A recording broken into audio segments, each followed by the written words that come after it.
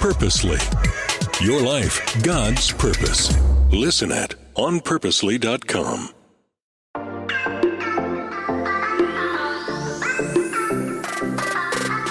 Hello, everyone, and welcome to the Gospel Tech Podcast. My name is Nathan Sutherland, and this podcast is dedicated to helping families love God and use tech. We are in the beginning of our Start Here series. This is the kickoff to the new year of 2024, and we are looking at specifically all the little conversations that come up the most often that can be the most help to families when we talk about how do we love God and use tech, and specifically, how do we raise up kids who use tech on purpose, not for purpose. So last week, we talked about what are the two kinds of tech. How do we know if it's healthy? That's tool and rule tech and reset. You can go check out that episode if you would like to know more on that. Today, we're going to be talking about how do we make tech safe at home, and we're going to break it down into three parts.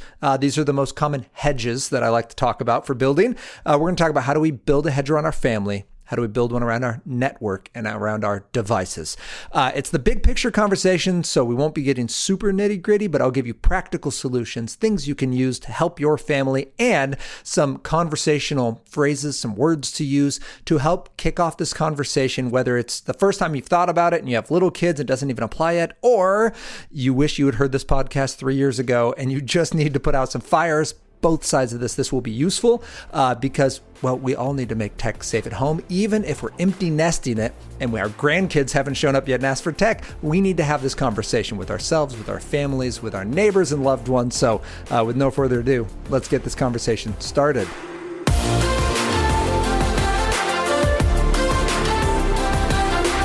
All right, so we have this conversation coming on here about how can we make tech safe at home. Three parts. We're going to talk about building hedges. I like the image of a hedge because a hedge is permeable. It's not about a wall that I'm trusting to keep me safe. It's not building a fortress or a castle. If we try to build high enough walls, enough boundaries, and enough rules that our kids can't make mistakes, two problems. One, they're going to make mistakes because a kid who wants to make a mistake with tech is going to make one.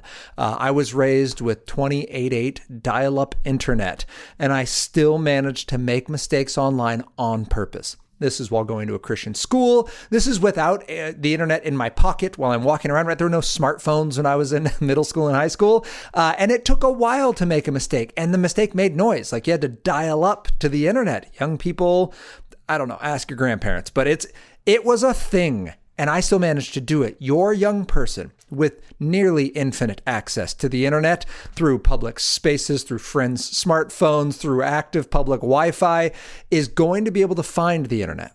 So then our job isn't to mistake-proof them, it's to mistake-resilient them. How do we encourage their hearts to not just avoid the bad things, but look at the best things, to recognize their identity in Christ and to live from that, rather than just go, I need to not make mistakes online. And they go through their day going, don't make a mistake, don't make a mistake, don't make a mistake. That isn't what we're called for. We're called to look like Jesus, to do the good works that he's prepared beforehand for us to do. So let's then talk about this. These hedges are how we put a buffer between us and mistakes, how we make it hard to make a mistake, but also make it easy to recognize. When someone's run through the bushes, you can see it. You're like, hey, there's a hole in that bush. What's going on over there? I recently got an email from a parent saying, hey, I'm recognizing these problems with my child. I believe this child is sneaking around circumnavigating the safety network we have. And very evident for just based on the scenario. Like, yes, your child is sneaking, and to the point like deleting search history, devices missing when they weren't supposed to be, these kinds of things. Great. Two things you need to do. First, you need to make sure you have a clear conversation about expectations. Like, have you set up? Here's how we use tech appropriately. Here's why we have those rules. And second, you need to just start with hey, we saw the hole in the bushes. We noticed the search history is deleted. Mom and I didn't do it. What's going on? How'd you find out how to delete search history? Was it a friend? Did you have to Google it? Like, what's going on? And two, what made you feel like you had to do it? This is God walking in the garden going, Adam, where are you? Right? Like, hey, who told you you were naked? That's the question you have to ask the child who's making these mistakes. And that's the point of the hedge, is because sometimes it's hard to know when they've made the mistake, and we can't rely on self-reporting because the Fifth Amendment is a thing. It's very hard to tell on ourselves, even when we want someone to know. We have to get caught. So this is where the hedges come in. Hedge number 1 is going to be around our family. Hedge 2 is around our network, and hedge 3 is around our devices. So how do we make tech safe at home? You build hedges. Why hedges? Because they're going to keep the relationship open. They're going to put danger away, and they're going to help us point our kids towards hope, not just away from bad stuff. And again, it's family, network, devices, in that order. All right, let's go with family. This is the conversational piece, as I mentioned to that family who came with their email. I said, hey, before you go super sleuth and start trying to figure out what went wrong and what they get into, you have to establish the relationship. And parents, that's what all of us need to start with. We need to start with the conversation. We need to talk about what our expectations are, why this is around technology. It's not just that we're scared of technology. Maybe it is that you're scared of technology, and that's okay. It can be very loving to be scared, right? We should be scared in dangerous situations. It's a natural and healthy and loving reaction, but we shouldn't simply act out of fear. So, hey, I've seen this is dangerous, and that makes me fear for you. And therefore, point to the hope. The third piece is hope. So, open conversation, clearly stating, here's our boundaries. These are our family rules. Here's why. And feel free to bring up the danger side, but that it's always coming out of the hope piece. I am concerned about this particular kind of technology because of its influence, because of its content, because of its design, because it doesn't seem to be positive for you. You're welcome to, as we go back to last week's episode, say, hey, I've noticed when you use this video game, this music, the social media platform, this particular device or app, that this thing in your relationships, responsibilities, emotions, sleep, enjoyment, and time, this part of you goes off the rails in direct correlation with the introduction to this tech. And I'm concerned about that. That can be your start. You don't know where it ends. You don't know what and if you become an adult with that, this terrible thing will happen. You don't even need to get there. You just say, right now, I love you, and I'm seeing that this pivots in a negative way whenever you use it. What's going on? Have that begin your conversation. Expectations is number one. The reason we start with expectations is because we're talking about family rules and building a hedge around our family. So we need to know what to expect. And yes, you do have to say it out loud. You can't just say, don't be stupid, or like Google said, don't be evil. We need a definition of evil because unfortunately, as we've seen as the internet has progressed, not everyone's on the same page for what evil means. As Christians, we have a very clear definition of evil. It's anytime we look to something for our satisfaction and purpose that's outside of God. That's evil. We call it sin, but that is the definition of evil. It's the antithesis of God's character. If we're pursuing God with all our heart, soul, mind, and strength, there's no evil in that. It's going to end well, and we are going to have life, and we're going to see fruit that lines up with that. And when we don't, something is wrong. And we go and start pulling on that thread and start figuring out what's happening here. So family expectations. And then we need to go into some more detailed, some nuance. So parents, if you have 5-year-olds, or if you've got 15-year-olds, all of these apply. First, just basic expectations on tech things. I mean, just simply the one that I like is that all of these rules apply to all the family, right? I was raised in a home where dad got to eat out of the ice cream container, right? And why? Well, because he's dad.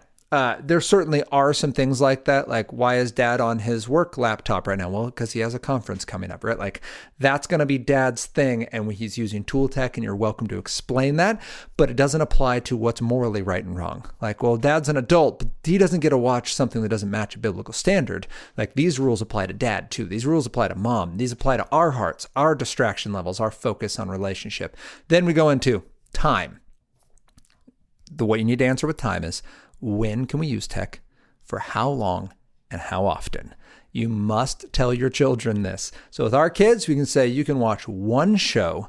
It's 25 minutes once a day. Okay, that's going to be our rule. And we happen to we don't have a TV in our home right now. We may one day, but right now it's a laptop in a drawer. So we pull it out, and you can watch for this amount of time, this frequently. So how long, how often, time of day, what time? And I was like, there's a third one. So that meaning hey, we're not going to do it before school. We're just, in our family, that's not what happens. It's after school. And then there's some other priority pieces, which we'll get to in a minute. But that's our time piece. What time of day can we use this tech? For how long in a given stint? And how many times can we do that? Another example might be social media. I strongly encourage families to look at 30 minutes as an upper cap for use of social media. That allows you to communicate with your friends, to find out what's happening, to engage the wide world of information that you've earned because you're trustworthy, and to have a finite end to it so you're not looking to it for satisfaction. I do this for my job, and I can use social media in under 30 minutes a day. It is possible, and I would argue if you're doing more than 30 minutes a day, you're doing it wrong. Something is going off there where you're getting distracted, and certainly there's times to like, if I'm exercising indoors, I like to have a YouTube video playing. I watch lots of Tour de France and Vuelta a España. So, okay, like we get that, but we're going to have that conversation of we know that this is a dedicated time for using this tech. There's also stuff I don't watch in that. Like, hey, I'm not just going to ingest this other content over here because I found that doesn't help my heart and my mind. Then we're going to go to, all right, we have our time. What about our place? Where is tech going to be used, family? Again, 5 to 15-year-olds, you need to have this conversation. 16, 17 need to be brought in too. If they're 18 and they're adults, that extends. Now we're dealing with another adult who happens to be living in our house, and it might change the way you go about explaining this, but the conversation still needs to occur. I guess 3 rules. 1, places. Let's not have it in the bedroom. Let's not have it at the dining table. This is our place of rest and our place of family relationship. And then let's keep it in a public space. Let's make it somewhere where the screen faces out. So if I'm cooking dinner, I can turn and see, hey, I know what's happening on that device right now. You're within eye range, not around a corner. You're not in a private room. You're not somewhere where mistakes can happen to you, or you can make those mistakes too easily. Can mistakes still occur? Absolutely, with you standing there. But the idea is you should know faster than if they were on their own. And there should be other hedges to make that more difficult to do. So we have our time, we have our place. Let's talk about priorities. I'd mentioned this one with the time one.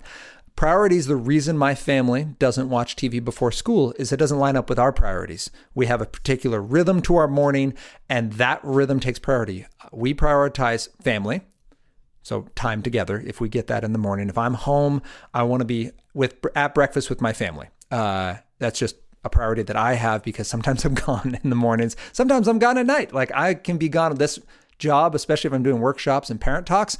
Those are mornings and evenings. Like it's when my kids are home that I'm gone the most, and I'll be home in the middle of the day when my kids are gone. So that is important for me. That's why that's a priority. But just know that you've got yours. Then priorities on like, all right, we're going to family, our faith. We're going to make sure that we are reading together or worshiping together, that their kids are practicing independent faith pursuit, their friends and their schoolwork, their future. So family, faith, friends, and future are all priorities. Then technology can come in. Like absolutely 30 minutes, right? You can watch this show once a day for 30 minutes, right? That's what I said for our time. But that's once we've had our family requirements. That includes chores. That includes what family dinners. Then we're going to make sure that we've seen people. If we have a hangout with people, you don't get your show in the corner while we're hanging out with people because this is a show day. No, it's not a priority. Friends are the priority now. Then we're going to have those family, friends, our future. You're going to make sure your schoolwork is done, and we're going to make sure that we've left room in our day to pray. We're going to make sure we have some time to personally, my 8 and 10-year-olds are old enough now to read the Bible with me or for a couple minutes on their own and to practice writing a 1-sentence journal entry. Or if you have family worship time, or if you corporately read together, whatever it is, those things are priorities in our family. You need to make sure that you've said out loud, this is a priority for us. Yes, that game is cool. Yes, that social media platform's great and you've earned it and it's great for you. And we just don't have time today. We have other requirements. We have other expectations. We are prioritizing these things. Certainly there is a time to say, you know what? I've committed to you and this is important to us and we want you to get this time. So here is this slot of day when you earn this opportunity, right? This is your chance as a family member to enjoy this wonderful, beautiful piece of technology. Great. But keep in mind, it still needs to fall in a pecking order of rank. And at some point, it may not be a high enough priority, and you can say that. You can say, hey, I love you, and I want to give you good stuff. We just don't have time for it right now. So the answer is no.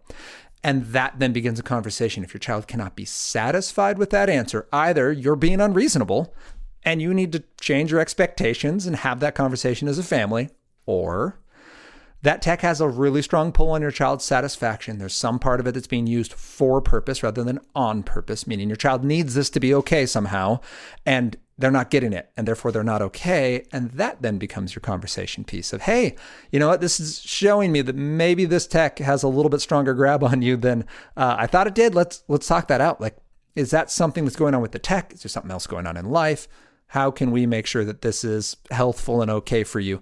Then, and finally, I'll end on this one, is so we have our time, our place, our priorities. We talk about content. And there's really two parts to content. The first side of content is the content itself, like is what's being engaged, either in this platform or this game or this show or this music. Is it good? Like, is this edifying content? And the second part is what kind of fruit does it produce?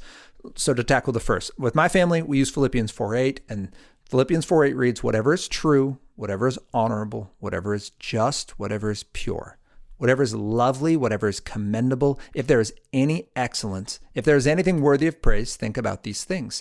This harkens back to when Paul in Romans 8:4-5 says, set your minds on the things of the Spirit, not on the things of the flesh. How do we do that?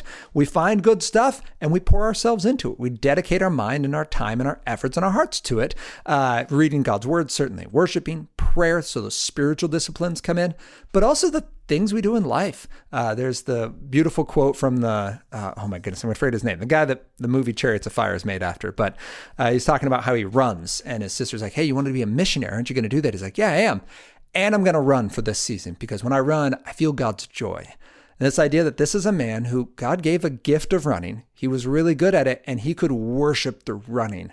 Not to worship running itself, not to worship achievement, but to worship God with his body in action, right? That everything we do is we are praying. In all things, we should be praying. We can do that. And I don't know if you've had that experience through a physical exertion or through an activity that you do, if you write or you draw or you present or you engage or you serve, but there are things that you're actively doing. You're like, wow, like this is worshiping the Lord. And this is a good thing that's happening right now. We want our children to have the space for that and to have a framework to understand that. That's what this is. True, honorable, just, pure, lovely. Let's look at it and go, great. Should you listen to that song? Should you play that game? Should you watch that show? Should you engage in that conversation on social media? If so, phenomenal. It passes the content tick. You'll notice I didn't say, did it win enough awards? Is it entertaining? Is it well made? That's not what our standard is. And you have to work that out as a family. Talk it out. Again, we live in the real world, so there's going to be some stuff where like, you know what? This is... let me think if I can think of a specific example. I had a family come and say, hey, our son wants to play this video game. It's not a game that we enjoy. They talked it out with their son. They said, listen, we understand that you are mature enough to discern the subject matter of this game. It's very violent, but we believe that it handles the violence in a way that is acceptable to our family and that you're mature enough to discern what's going on in your heart and what you're celebrating when you play. And if it gets too dark, if it goes too far, you're going to be able to cut it off. Okay, the kid's been able to show that with the content they read and with the friends they hang out with and the conversations he can have with his parents. So they felt all right with it. Whereas there's some families where they're like, no, it's not going to be something we do. In fact, this is our family. I know this might be a hot button issue, but Harry Potter. Some families are like, hey, we can't even touch it with a 10-foot pole. Some families are like, we introduce it early and often. For us and our family, we've made the decision, you know what, right now, Harry Potter is too much for these kids for two reasons. One, they're very sensitive to content. And by book like 2.5, you enter effectively World War II era Nazism, where this idea of the mudbloods, you have these people that are mixed of magic and non-magic parents. And there's a whole part of the society that's like, oh, you're impure and you should be eliminated. So that gets dark in a hurry. But then you have this piece where like they're using names of things that actually are real in the world, like warlocks. Like that's a thing that it operates in the real world where someone tries to use nature to their own advantage and power. Like that's the idea behind magic in the real world. And that's not good. Like, I don't want to encourage that concept that, yeah, if you just leverage the world strong enough, then like you'll make it operate to your will. No. That never ends well. Like that's everything happening according to our will is hell. Like that's what you will have for eternity. When you're apart from God, you only have your will to do. Like that's the definition of hell. So we don't want that. So I have chosen, and Anna's chosen to remove this, even though we can understand that concept and we enjoy the Harry Potter books. We don't let our kids read it right now. Not a forever thing, but in this season, we've made the decision, you know what? This content for your age, it's not appropriate for our family. You might disagree. You might be horrified that one day they might read them. I get it. But just know that is a conversation you need to get your conscience wrapped around and communicate with your kids. The second part then is, all right, we've cleared this content, but what's it producing in my child? This does harken back to the reset. When my kid uses this, Galatians 5:22 says, the things of the Spirit are going to produce good fruit. And the good fruit, but the fruit of the Spirit is love, joy, peace, patience, kindness, goodness, faithfulness, gentleness, and self-control. I would just take from that, if you go, all right, can we get more joy and self-control? If my child uses this and they are more self-controlled, please give it to them more often. That would be phenomenal. If they have more joy, meaning it doesn't just create a feeling of happiness and now they need that thing to feel okay, but it makes everything else in their life bloom. I've used this example of Wild Kratts, the show. My kids will watch a Wild Kratts episode and it doesn't make them go, oh, the show's over.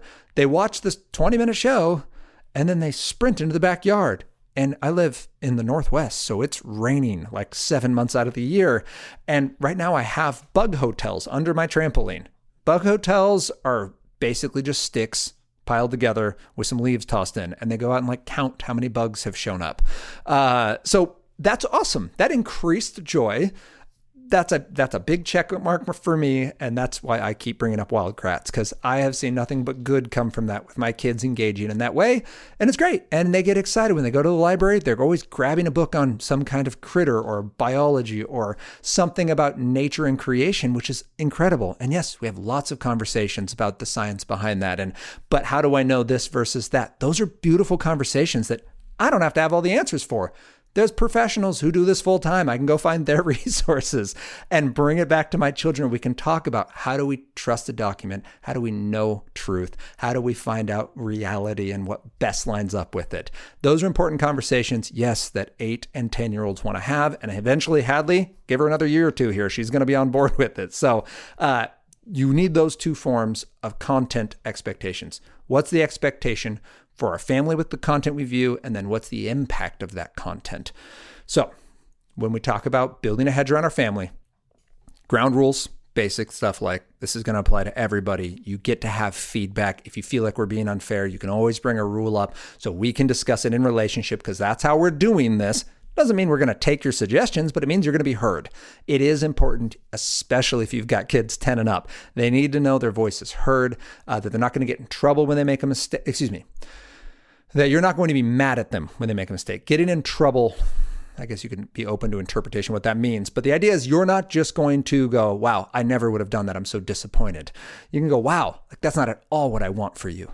So we're going to make some adjustments to make sure that you're safe, that you're healthful, that you're hopeful, and that you're lined up with who God is calling you to be. Changes can happen. Some people would consider that getting in trouble, but it's not the like, well, I'm going to make you suffer so you can build some character. That's not the point. Suffering's not the end goal. Health, hope, purpose is. Then we're going to look at the fruit that comes out of it because we have time, place, priorities, and content. Boom. All right. So we built a hedge. Now we're going to build a hedge, not just around our family, but around our network and our devices.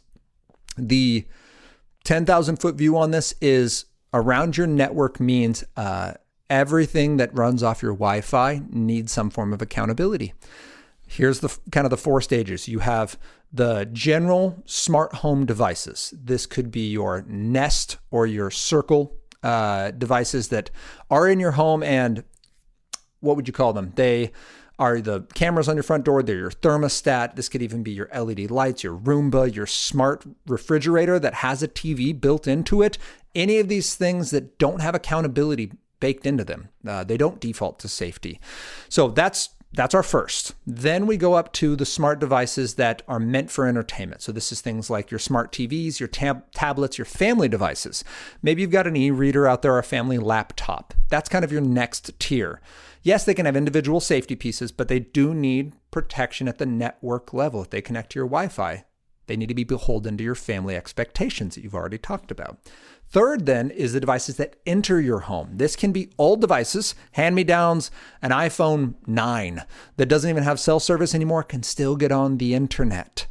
Keep that in mind. Old Kindles, old gaming systems, systems brought over by friends. Someone brings a Switch, a PlayStation, an Xbox into your home.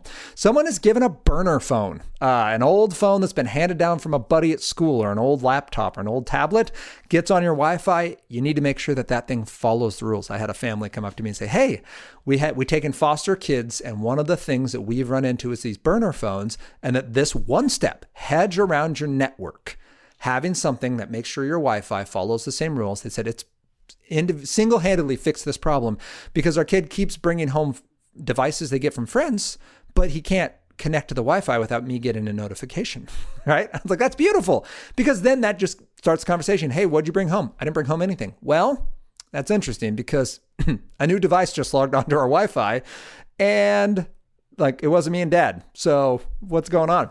That's where we're going to then begin. From that, you can also set time limits. You can shut down the internet, do all sorts of things. 2 devices that I really like. If you want new wireless router, and I know that's a scary word, but bear with me.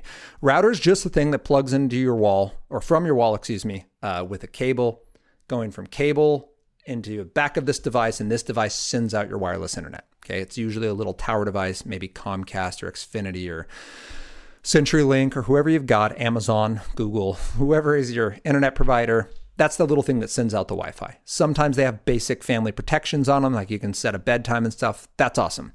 I like the Griffin router. It's griffinconnect.com. The reason I like that device is it allows those 4 categories to be individually managed and individual devices within there to be managed.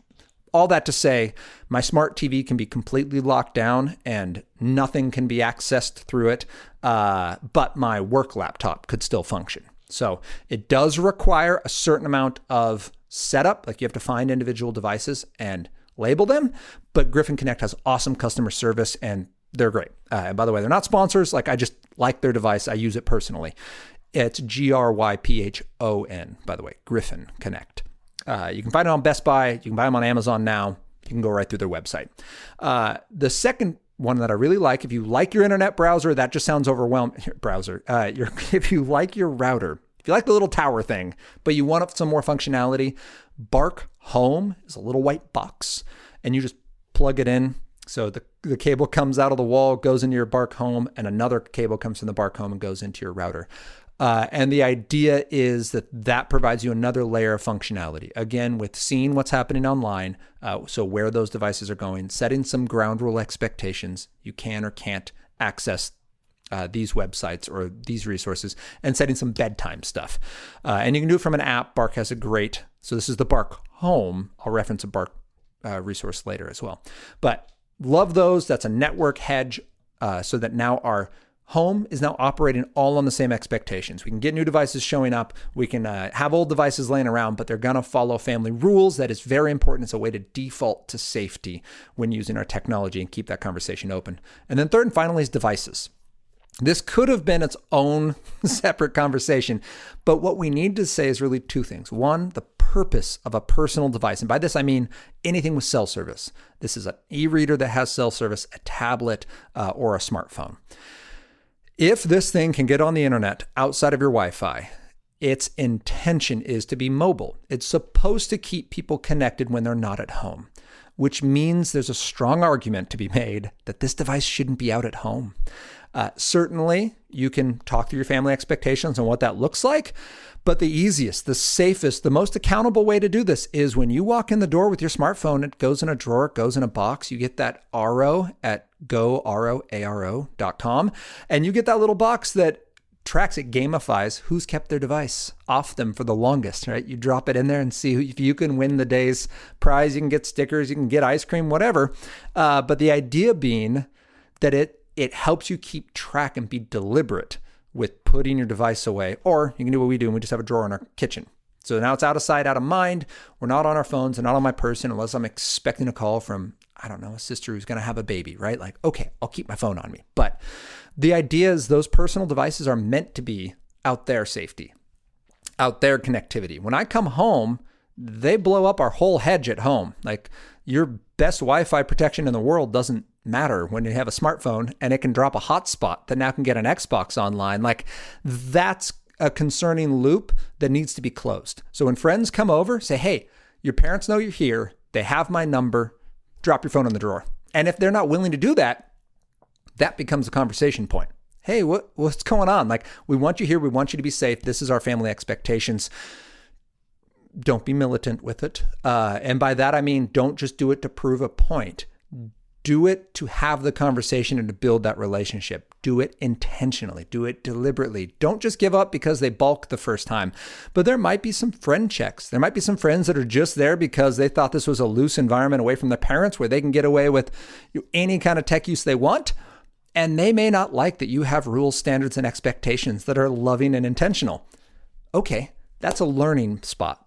But we also don't need to just have rules to have them. So find your spot on the family expectations and know that it may make sense to put smartphones away when you're home. The second thing then is whether you're home or away, those smartphones have to have some kind of accountability.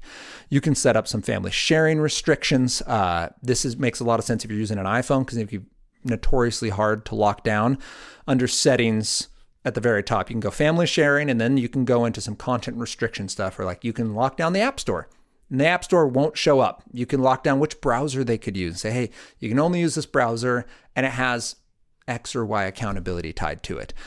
So if you were to use you can use Chrome browser, and we put Bark, the software, on there.